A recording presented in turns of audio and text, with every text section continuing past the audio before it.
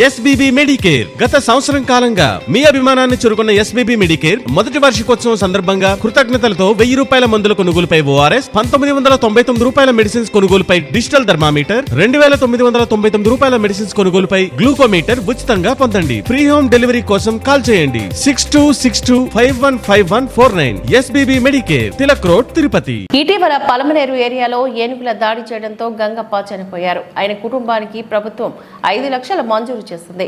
DFO Chaitanya Kumar Reddy Palamaner MLA Amarnath Reddy చేతుల మీదుగా వాళ్లకు చెక్కును అందజేశారు. రాపిడ్ రెస్పాన్స్ వెహికల్ ను ఎమ్మెల్యే చేతుల మీదుగా ప్రారంభించారు. అత్యవసర సమయాల్లో సిబ్బంది వెళ్లడానికి వీటిని రూపొందించినట్లుగా డిఎఫ్ఓ తెలియజేశారు.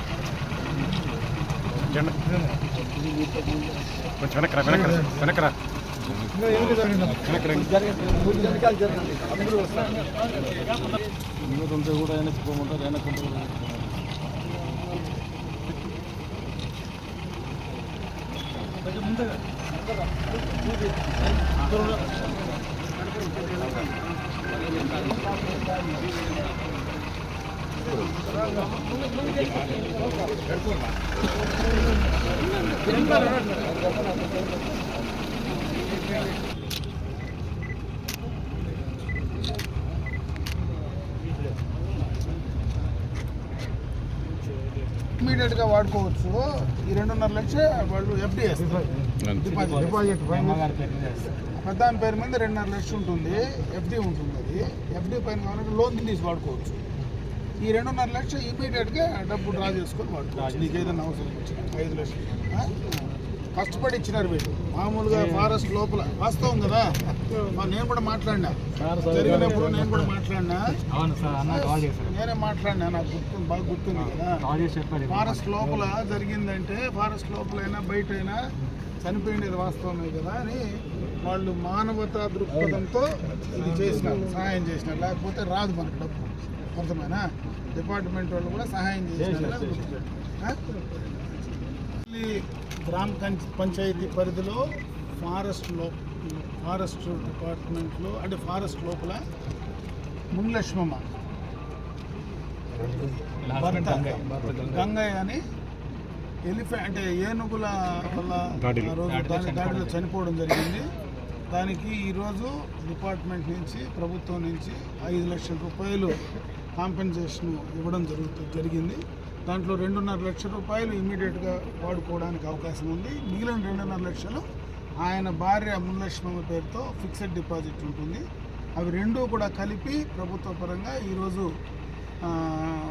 డిఎఫ్ఓ గారు కానీ వారి సిబ్బంది దానికి వాళ్ళకు జరిగినటువంటి నష్టానికి పరిహారంగా, అంటే ప్రాణం తీసుకురాలేం కానీ దానికి నష్టపరిహారంగా ఈరోజు డబ్బులు ప్రభుత్వం నుంచి ఇవ్వడం నిజంగా కొంతవరకు ఆ కుటుంబాన్ని ఆదుకునేటువంటి పరిస్థితి జరిగిందని తెలియజేస్తారు.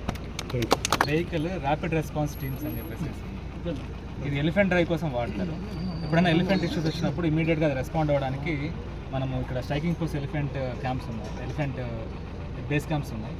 వాళ్ళందరూ ఇమీడియట్గా తీసుకెళ్ళడము తర్వాత వీటి కోసం వాడతాము. ఆ ర్యాపిడ్ రెస్పాన్స్ టీమ్స్ కోసం ఈరోజు వెహికల్ ఎమ్మెల్యే గారి చేతుల మీదుగా మనం ఇనాగ్రేట్ చేయడం. ప్రధానంగా పలమనేరు నియోజకవర్గంలో ఏనుగుల వల్ల తీవ్రమైనటువంటి నష్టం జరుగుతూ ఉంది.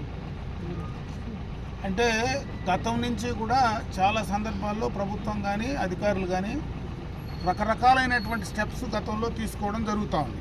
అయినా కూడా ఏనుగులు కంట్రోల్ చేసేటువంటి పరిస్థితి లేకుండా గ్రామాల్లో వ్యవసాయం చేసుకునేటువంటి రైతులు ఎవరైతే ఉన్నారో పంట నష్టం కావచ్చు, బోర్ల నష్టం కావచ్చు, ప్రాణ నష్టం కావచ్చు, ఎక్కువ నష్టం ఈ నియోజకవర్గంలోనే జరుగుతూ ఉంది. ఇదివరకే ట్రెంచులు కొట్టాం, అదేవిధంగా దానికి సోలార్ ఫెన్సింగ్ చేసినాం. ఈరోజు హ్యాంగింగ్ ఫెన్సింగ్ కూడా కొంతవరకు వేయడం జరుగుతూ ఉంది. వీటి వల్ల కంట్రోల్ కానటువంటి పరిస్థితి, ఎందుకంటే ఏనుగులు మనుషుల కంటే ఎక్కువ తెలివిగా ప్రవర్తించేటువంటి పరిస్థితి ఉంది కాబట్టి కంట్రోల్ అయ్యే పరిస్థితి కనపడడం.